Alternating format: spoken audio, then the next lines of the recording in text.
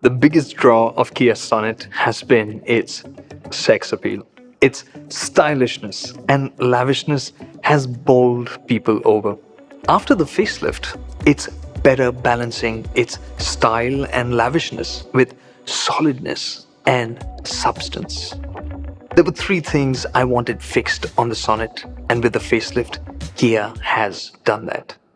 The turbo petrol engine is easier, the suspension is sportier, the backseat is comfier. If you were looking to buy a Sonet, this isn't just a pretty face anymore. It feels more complete and good enough to be one of the top cars in its segment. But when there's give, there's also a little bit of take. Here's what you need to know about the facelifted Kia Sonet.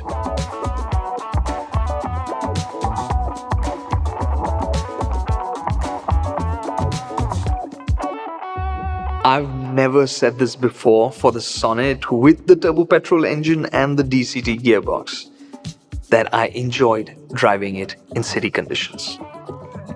This I did.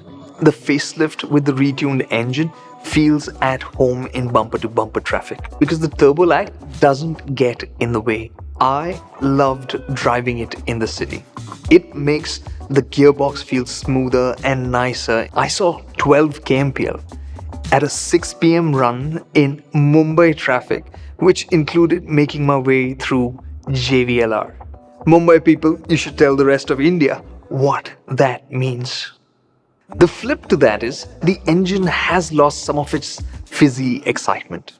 But that's in the normal mode. If you switch to the sport mode, it will feel quicker and more exciting. Not as exciting as before, but still quick enough. It's something I could easily make peace with.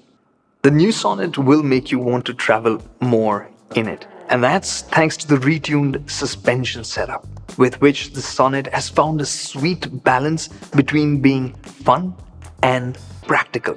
It's better on both counts. As a driving enthusiast, you will find satisfaction in the way it flows through corners. I'm not going to call it go-karty, but kind of. Less experienced drivers will find it more confidence-inspiring as well. It will feel more composed. It will feel better everywhere. Potholes? Don't bother it. The Sonet feels SUV. Chota Kia, good Kia. We've said this before. Getting suspension right is like magic. Because at lower speeds, the Sonet ends up feeling a bit firm and bumpy over roads that aren't perfect. But it showed us that the Goldilocks zone for the Sonet is with the diesel automatic. The heavier engine kind of settles the car down better, making its suspension feel smoother and more enjoyable at city speeds. Driving the diesel automatic was refreshing. It's ready whether you want to go easy, slow, or fast, or if you just want to travel far. If you want to get the diesel, we would recommend the IMT instead of the automatic. It's quieter and smoother, more affordable and more efficient. And if you are thinking about getting a diesel, we'd recommend highways. Lots of them. We also recommend that the next time the in-laws are in town, let them take the backseat. You don't have to be embarrassed about it. The backseat has changed very slightly. You just sit a bit higher, you get a better view out, the seats hold you better. You get a better sense of space. Basically, you'll enjoy your time there more.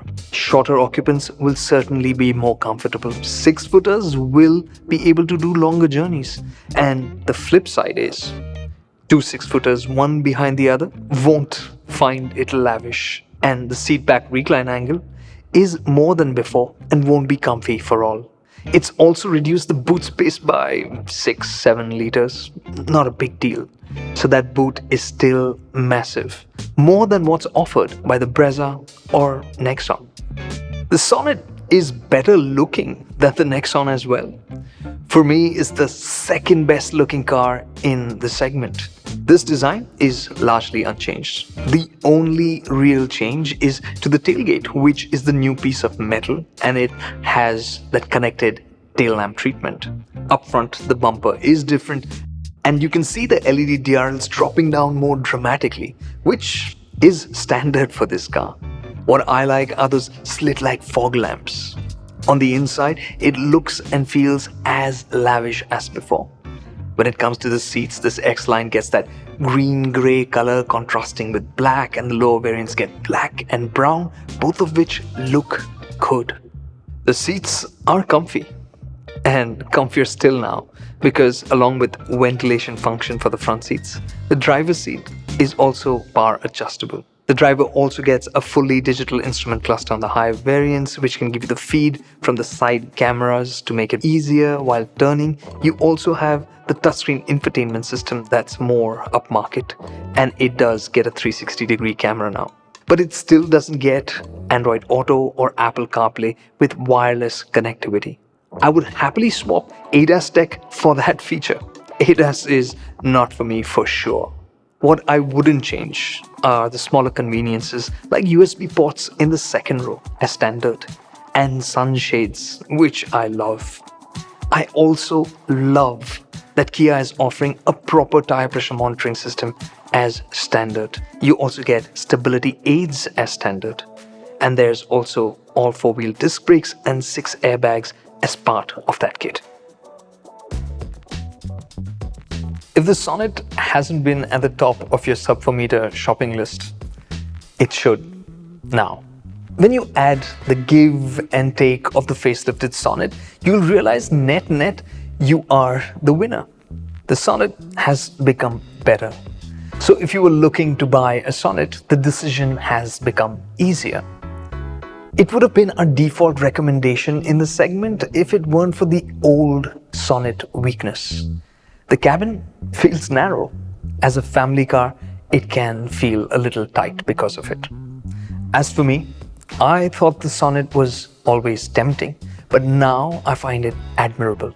Style and substance are in balance today, which couldn't have been said in the past.